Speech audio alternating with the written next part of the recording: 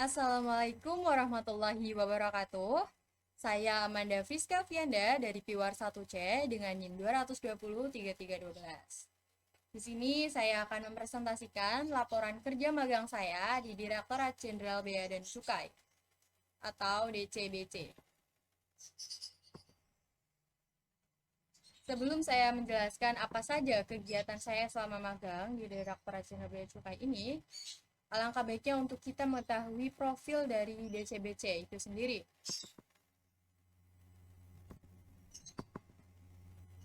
Custom atau instansi kepabeanan di mata dunia adalah suatu organisasi yang keberadaannya sangat esensial bagi suatu negara.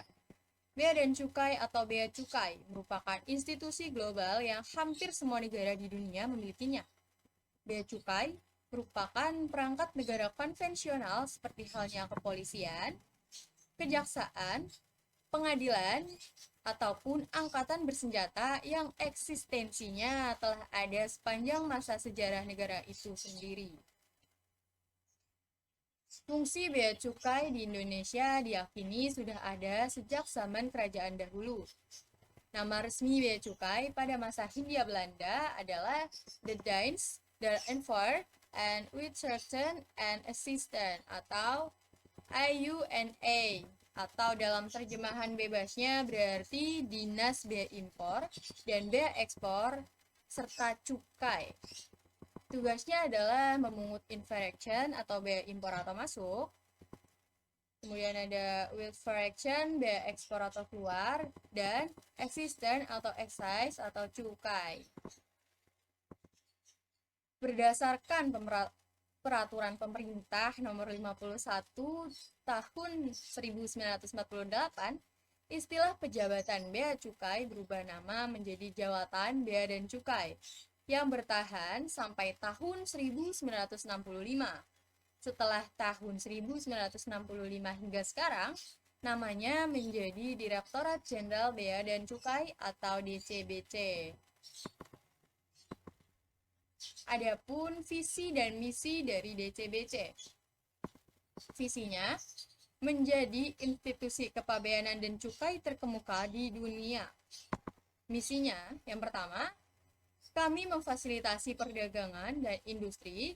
Yang kedua, kami menjaga perbatasan dan melindungi masyarakat Indonesia dari penyelundupan dan perdagangan ilegal. Yang terakhir, kami optimalkan penerimaan negara di sektor kepabeanan dan cukai.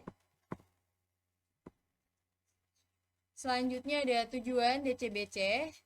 Tujuannya adalah melindungi masyarakat, industri dalam negeri, dan kepentingan nasional melalui pengawasan, serta melakukan pencegahan terkait masuknya barang impor dan keluarnya barang ekspor yang berdampak negatif dan berbahaya yang dilarang dan atau dibatasi oleh regulasi. DCBC juga memberikan layanan, ada banyak, antara lainnya adalah pelayanan informasi, konsultasi, dan bimbingan kepatuhan di bidang kepabeanan dan cukai.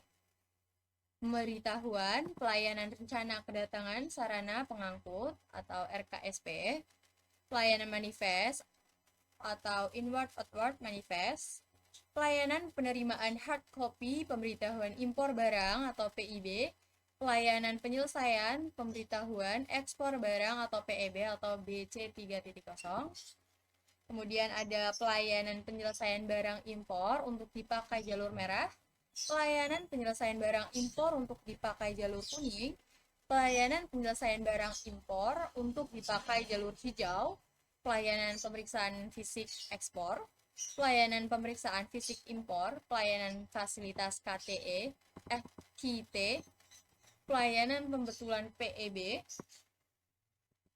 Kemudian masih ada lagi yaitu pelayanan pengembalian bea masuk, bea keluar, PDRI dan cukai, pelayanan impor sementara dan reekspor kapal wisata asing atau YANS, pelayanan bongkar timbun di luar kawasan pabean, ada pelayanan pemeriksaan lokasi pabrik atau bangunan, pelayanan perizinan nomor pokok pengusaha barang kena cukai atau NPPBKC, ada pelayanan permohonan penyediaan pita cukai atau P3C, kemudian ada pelayanan pemesanan pita cukai atau CK1, dan yang terakhir ada pelayanan pemberitahuan DKC selesai dibuat atau CK4C. Selanjutnya ada waktu dan tanggal pelaksanaan kegiatan magang saya.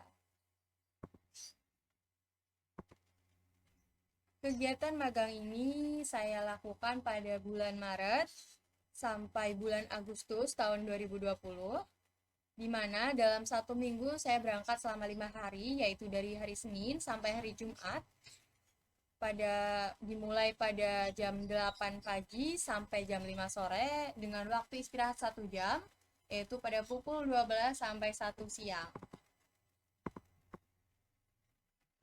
Selanjutnya, ada uraian pekerjaan yang saya lakukan selama magang di DCBC ini. Kegiatan magang yang saya lakukan di kantor Sekretariat Direktorat Jenderal Bea dan Cukai atau DCBC. Selama melaksanakan magang, saya ditempatkan di bagian keuangan, subbagian akuntansi, dan pelaporan.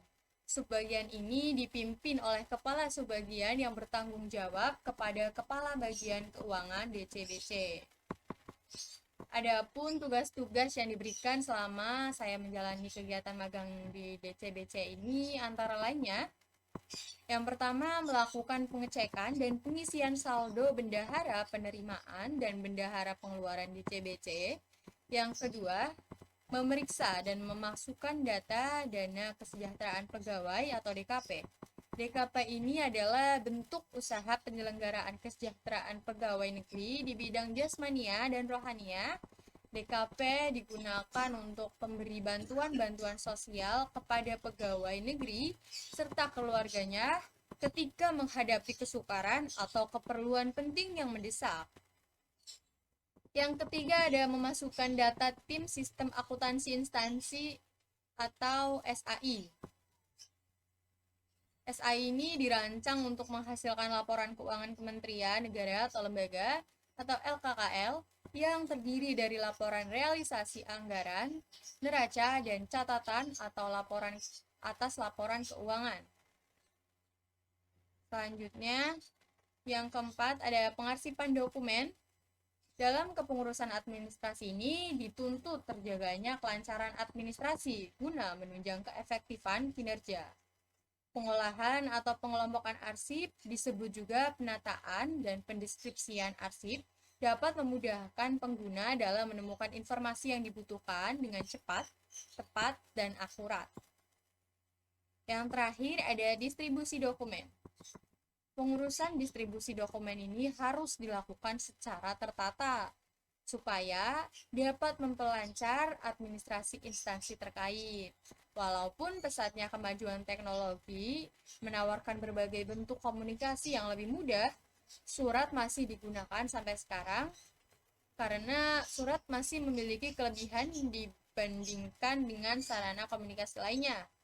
Selain berfungsi sebagai alat komunikasi, surat juga berfungsi sebagai pengingat, bahan bukti hitam di atas putih yang memiliki kekuatan hukum, sumber data, alat pengingat, dan jaminan atas kesepakatan tertentu. Sekian presentasi dari saya. Kurang lebihnya mohon maaf jika ada kata-kata yang kurang tepat dalam pengucapannya. Terima kasih. Wassalamualaikum warahmatullahi wabarakatuh.